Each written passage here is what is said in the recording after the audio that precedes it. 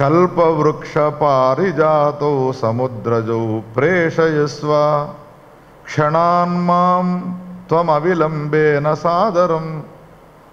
ఏమాత్రం ఆలస్యం చేయకు, స్నానానికి వెళ్ళినారు వాళ్ళు, వచ్చేలోపు కల్పవృక్షము పారిజాతము రెండు మా ఇంట్లో ఉండాలి అనే వార్తను పంపినాడు. తక్షణం వచ్చి అయోధ్యానగరంలో ఉన్నటువంటి రామచంద్రుని యొక్క అంతఃపురంలో వాలినాయి. ఇక పరీక్ష చేసినటువంటి ఈ దుర్వాసుడున్నాడో వచ్చినాడు కదా, స్నానం చేస్తూ ఉన్నాడు కదా, శిష్యులను పిలుచుకొని నేనన్న ప్రకారంగా రాముడు గనక అన్నాన్ని ఇక్కడ వ్యవస్థ చేయకపోతే రావణునికి అయోధ్యానగరానికి శాపం పెట్టిపోదాము అని శిష్యుని పంపించాడు. ఎవరే చూసిరా పోరా, వంట ఎంతవరకు వచ్చిందో, కట్టెల పొయ్యి లేకుండా వండాలి, కామధేనువు లేకుండా వంట తయారు కావాలి. పోయినటువంటి శిష్యుడు పరిగెత్తుకుంటూ వచ్చి, అయ్యా ఇవేవీ లేకుండానే అంతఃపురం నిండా ఘుమఘుమలే ఘుమఘుమలు, పులిహోరలు, దద్దోజనాలు, ఏదేది మృష్టాన్నం సిద్ధమై ఉన్నది. ఉటావుటిన స్నానం చేసి 1000 ఏళ్ల నుంచి తినకూడదు అన్నంత వరకు ఉండగలుగుతాము, ఇక తినాలి అన్న తర్వాత ఒక క్షణం కూడా ఓపిక ఉండదు. ఈ మాటను చెప్పగానే పరిగెత్తుకుంటూ దుర్వాసుడు వెళ్ళినాడు. వెళ్ళగానే రాముడు స్వాగతం పలికినాడు. ఏమయ్యా ఎట్లా వండినావు, నేను చెప్పిన వాటిని కాదని అనంటే, అయ్యా తమరు రండి, ఎట్లా వస్తున్నాయో ఈ పదార్థాలు అని వెళ్ళి చూపుతూ ఉంటే సీతాదేవి కల్పవృక్షానికి నమస్కారం చేసి ఒక స్తోత్రాన్ని చదువుతున్నది. క్షీరసాగర సంభూత దేవానాం చింతిత ప్రద దుర్వాససే కల్పవృక్ష సశిష్యాయ తోషయ. వచ్చినటువంటి దుర్వాసుడున్నాడు, ఆకలితో వచ్చినాడు, 1000 సంవత్సరాల నుండి ఆయన భోజనం చేయకుండా వచ్చినాడు.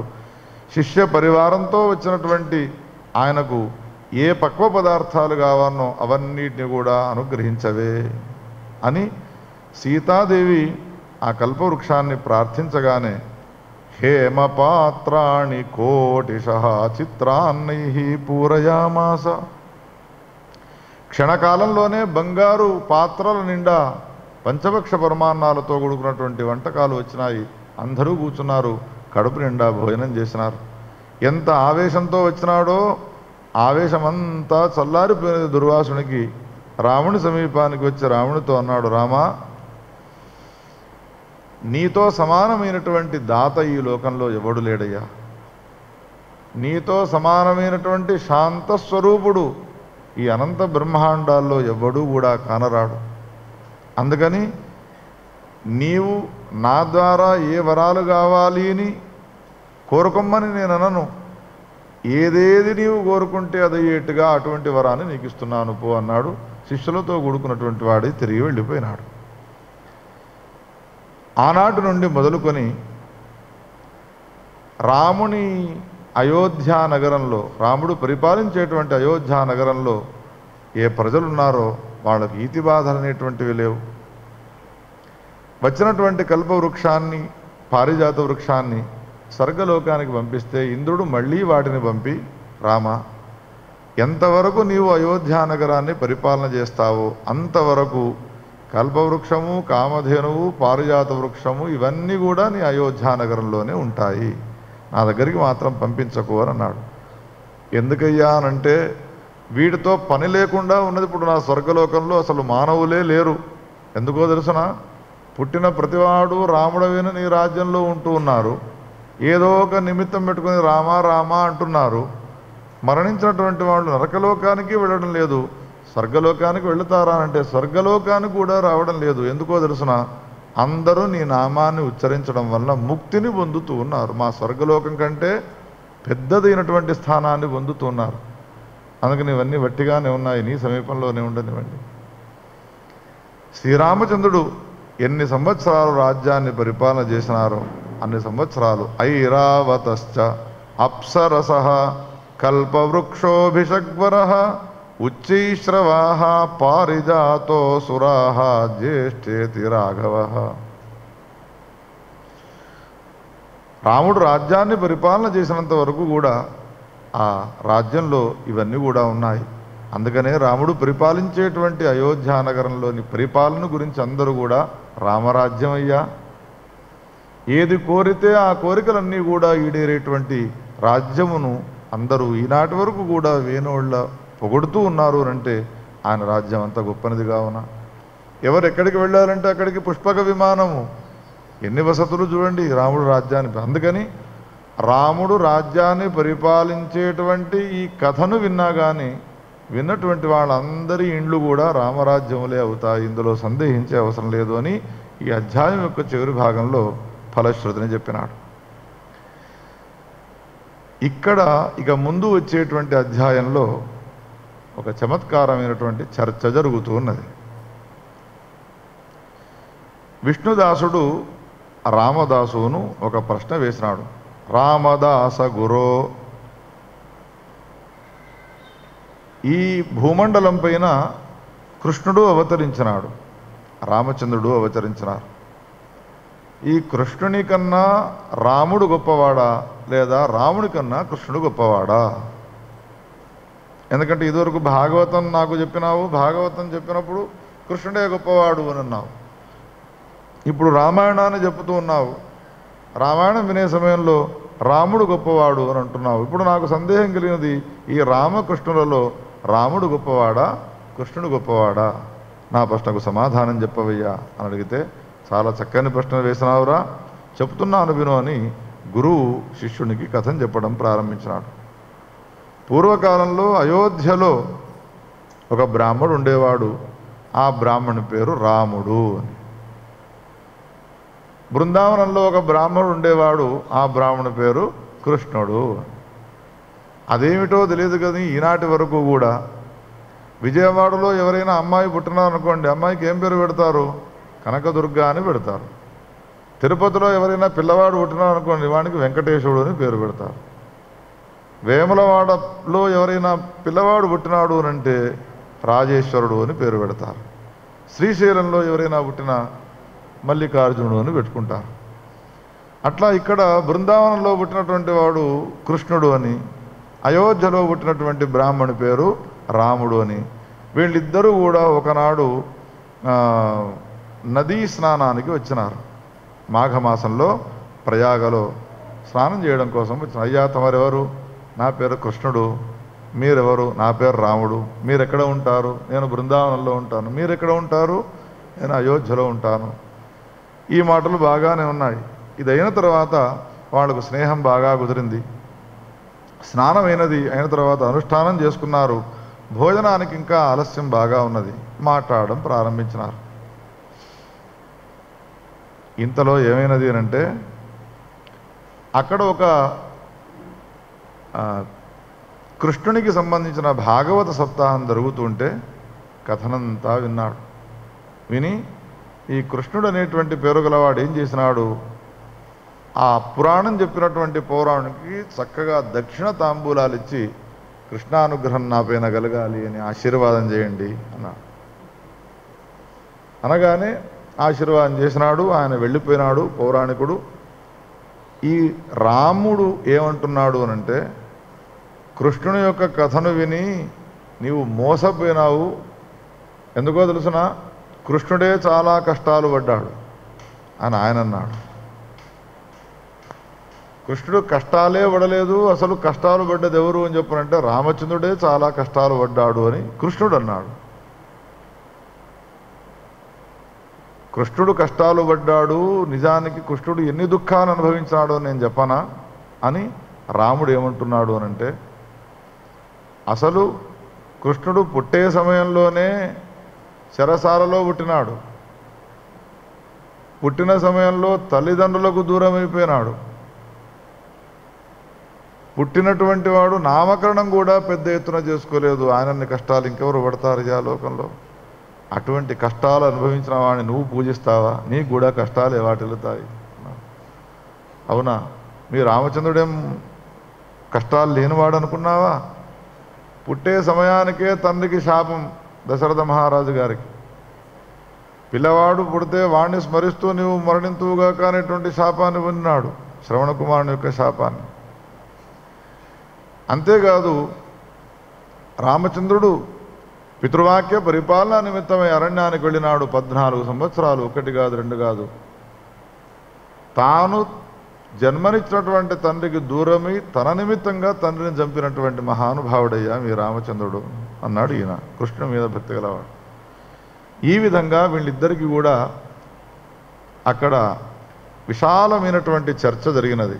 రాముడు ఏమేం దోషాలు గలవాడు, కృష్ణుడు చేసినటువంటి దోషాలు ఏమిటి తన చరిత్రలో, ఇవన్నీ చెప్పుతూ ఈయనేమంటాడు, గజేంద్రుని యొక్క మోక్షాన్ని చేసినాడు మా కృష్ణుడు అని అంటాడు. మా రామచంద్రుడు నాగేంద్ర అనేటువంటి పేరు గలవానికి మోక్షాన్ని ఇచ్చినాడు అని అంటాడు. కృష్ణుని యొక్క ప్రతాపము చేత యమునాదేవి ఖండింపబడ్డది అని అంటాడు కృష్ణుడు. మా రామచంద్రుని యొక్క ప్రతాపం చేత గంగాదేవి రెండుగా చీల్చబడ్డది అని అంటాడు రామోపాసకుడు. నా కృష్ణుడు స్వర్గము నుండి పారిజాతాన్ని తీసుకువచ్చినాడు అని అంటాడు. నీ కృష్ణుడు ఒక్కటే తెచ్చినాడు, మా రాముడు పారిజాతమును కల్పవృక్షాన్ని రెండింటిని తీసుకువచ్చినాడు అని అంటాడు రామోపాసకుడు. మరణించినటువంటి కొడుకులను చూపి గురువు యొక్క అనుగ్రహాన్ని పొందినాడు అని అంటాడు కృష్ణోపాసకుడు. రామోపాసకుడు అంటాడు, సాకేతంలో ఉన్నటువంటి ఏ మరణించబోతున్నటువంటి ఒక మంత్రి ఉన్నాడో ఆ మంత్రికి మళ్ళీ ప్రాణదానం చేసినాడు మా రామచంద్రుడు అని ఈయనంటాడు. ఇవన్నీ ముందు ముందు రాముడికి సంబంధించిన కథలు కొన్ని ఆనంద రామాయణంలో రాబోతున్నాయి. ఈ విధంగా వీళ్ళిద్దరికీ కూడా రాముడు గొప్పవాడంటే కాదు కృష్ణుడు గొప్పవాడు అని, కృష్ణుడు గొప్పవాడు అంటే కాదు రాముడు గొప్పవాడు అని అంటూ ఉండగా చివరికి ఏవం తయోః విబదతోః ద్విజయోశ్చ పరస్పరం.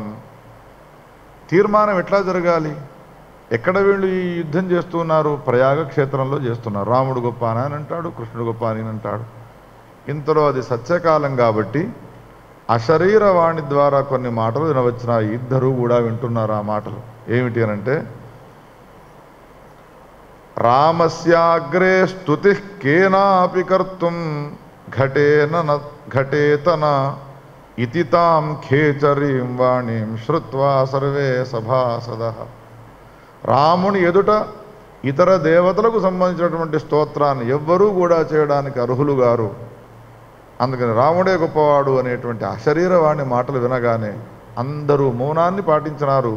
రాజా రామచంద్ర భగవానికి అని రామునికి జయజయధ్వనాలు చేసినారు. కృష్ణుని పక్షాన పోరాడినటువంటి ఏ వ్యక్తి ఉన్నాడో తలదించుకొని ఉంటే అప్పుడు ఈ రామశర్మ కృష్ణశర్మ సమీపానికి వెళ్ళి, ఏమయ్యా నీవు బాధపడకు, రాముడు గొప్పవాడు అని నేను అన్నాను, అన్నంత మాత్రాన కృష్ణుడు గొప్పవాడు కాదు అని నీవు భావించే అవసరం లేదు. రాముడు కృష్ణుడే, కృష్ణుడు రాముడే.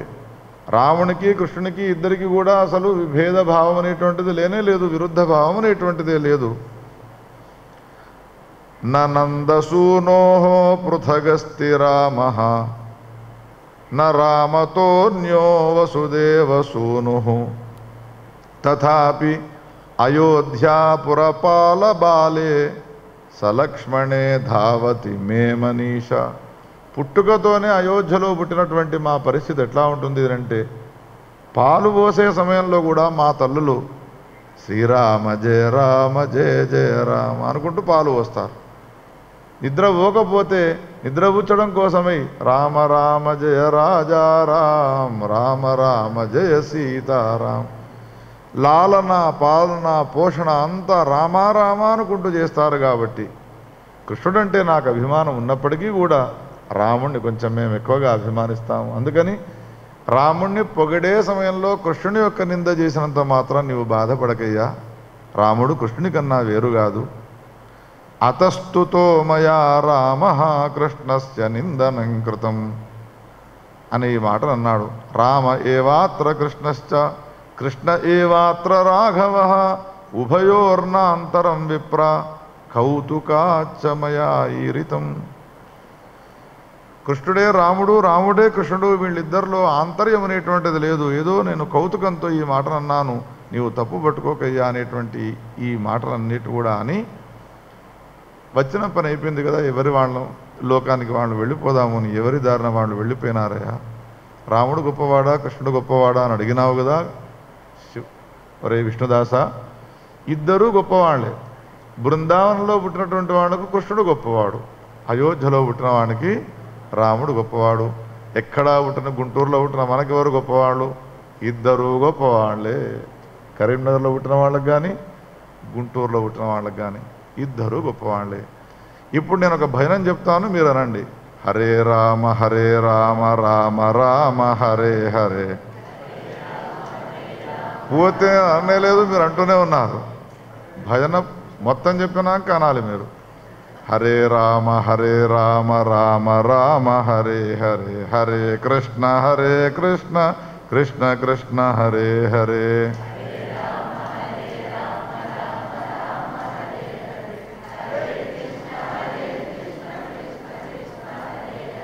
హరే రామ రామ రామ హరే హరే.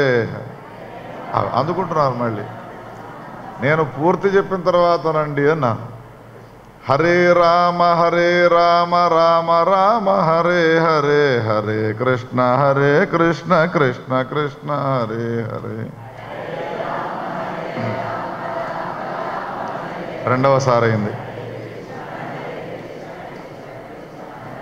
హరే రామ రామ రామ హరే హరే. అలా ఒక్కళ్ళన్నా కానీ మీరు ఓడిపోయినట్టే లెక్క.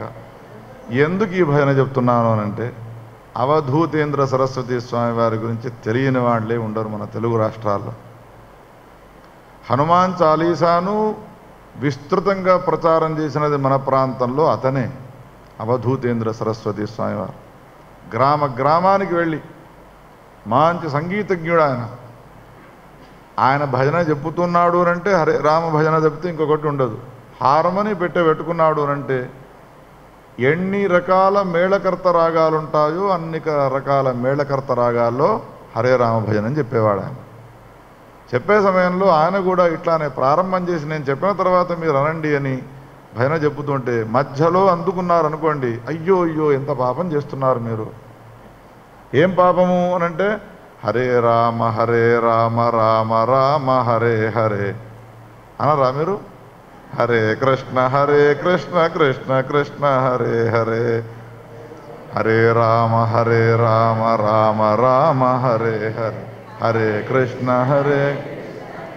ఒకవేళ హరే రామ రామ రామ హరే హరే అనగానే అందుకున్నారనుకోండి, తర్వాత చెప్పే కృష్ణ భజనకు మీరు దీన్ని జోడించడం లేదు కాబట్టి రాముణ్ణి కృష్ణుణ్ణి మీరు విడదీస్తూ ఉన్నారు. ఇది ఎంత భయంకరమైన పాపము అంటే, భార్యాభర్తలను విడదీస్తే ఎంత పాపము, గురువు శిష్యులను విడదీస్తే ఎంత పాపము, తల్లి కొడుకులను విడదీస్తే ఎంత పాపము, అంత పాపం అవుతుంది. అందుకని నేను చెప్పిన తర్వాతే అనండి. హరే రామ రామ రామ హరే హరే. హరే కృష్ణ కృష్ణ కృష్ణ హరే హరే. రామ రామ హరే హరే. హరే కృష్ణ కృష్ణ. విష్ణుమూర్తికి సంబంధించిన అవతారములే అయినప్పటికీ కూడా, వైష్ణవులే అయి ఉన్నప్పటికీ కూడా వాళ్ళలో విభేదాలు ఏమి ఏర్పడ్డాయనంటే, మేము కృష్ణోపాసకులంగా ఉన్న కృష్ణుడే గొప్పవాడు అని అంటారు, మేము రామోపాసకులంగా ఉన్న రాముడే గొప్పవాళ్ళు అనేవాళ్ళు కొంతమంది ఉన్నారు. శైవ వైష్ణవ మతాలు భేదమై వాళ్ళిద్దరూ కీచులాడుకుంటున్నారు అనేది మాట పక్కన పెట్టండి. ఆ విష్ణుమూర్తే 2 అవతారాలు ఎత్తినాడు అని అన్నప్పుడు ఈ విద్వేషం ఎందుకు అంటే, వాల్మీకి ఈ రచన చేసే కాలం నాటికే వీళ్ళిద్దరూ కృష్ణుడు గొప్పవాడు అనే కొంతమంది ఉన్నారు, రాముడు గొప్పవాడు అనేవాళ్ళు కొంతమంది ఉన్నారు. ఆ విద్వేషాన్ని తొలగించే నిమిత్తమై ఆ ప్రభు అయినటువంటి వాల్మీకి ఈ విధమైనటువంటి కథను రాసినాడేమో అని మనం భావించాలి. భాగవతంలో కూడా జాంబవంతుడితో యుద్ధం చేయడానికి వెళుతాడు కృష్ణ పరమాత్మ. 21 రోజులు యుద్ధం జరుగుతుంది. యుద్ధంలో జాంబవంతుడి యొక్క తేజస్సంతా కూడా కృష్ణులో లయమైతే నీవెవరవయ్యా అన్నాడు జాంబవంతుడు. అప్పుడు నేను దేవకీ నందనును వసుదేవుని యొక్క కుమారుడను అని చెప్పుతూ గట్టిగా చూడవయ్యా నన్ను అన్నాడు. కృష్ణునిలో ఎవరు కనబడ్డాడు? త్రేతాయుగం నాటి రామచంద్రుడు కనబడ్డాడు. మళ్ళీ కళ్ళను నిమురుకొని చూసే వరకు మళ్ళీ ఎవరు కనబడ్డారు? కృష్ణుడు. అందుకని రాముడిని కృష్ణుడు అనుకోండి, కృష్ణుడిని రాముడు అనుకోండి, కానీ వాళ్ళిద్దరూ వేరు అనేటువంటి భావాన్ని పొందితే భార్యాభర్తలను విడదీసినంత పాపం వస్తుంది. శైవ వైష్ణవులను ఒక్కటి చేయడం కాదుగా, వాల్మీకి ఏం చేశారు? వైష్ణవులను ఒక్కటి చేయాల్సిన పరిస్థితి ఏర్పడ్డది. అటువంటి విభేదాలు అనేటువంటివి సరైనవి కాదు. అందుకని శంకరాచార్యుల వారు ఏమన్నారు అంటే, నిజమైన సిద్ధాంతాన్ని మీరు ఒకటి ఉంచుకోండి. అదేమిటి? బ్రహ్మ అనేటువంటి వాడు ఒక్కడే. సృష్టి చేసిన సమయంలో బ్రహ్మ, పరిపాలించే సమయంలో విష్ణుమూర్తి, సంహారం చేసే సమయంలో రుద్రుడు. వాళ్ళు చేసేటువంటి ఏ క్రియాకలాపములు ఉంటాయో వాటితో వాళ్లకు భేదమే తప్ప నిజానికి ఆలోచించి చూస్తే జగత్తులో ఉన్నటువంటి వాడు పరమాత్మ ఒక్కడే. ఏకం బ్రహ్మ ఏకం సద్విప్రాహ బహుధా వదంతి. ఒకడే పరమాత్మ అయి ఉండగా అనేక రకాలుగా చెప్పుతూ ఉన్నారు. సాంఖ్యులు వీడు సాంఖ్యం అని అంటారు, బౌద్ధులు వీడిని బౌద్ధులు అంటారు, జైనులంతా కూడా వీడు జనుడు అనేటువంటి పేరుతో పిలుస్తారు. ఎవ్వరూ ఏ పేరుతో పిలిచినా కానీ ఆ తత్వం మాత్రం ఒక్కటే అనేటువంటి విషయాన్ని తెలియపరచడానికి వ్యాస వాల్మీకాదులు ఈ విధమైనటువంటి కథలను మనకు రాసి తెలియజేస్తున్నారు. రాజా రామచంద్ర భగవానికి దశరథ నందన దశరథ నందన దశరథ నందన దాశరథే దశరథ నందన.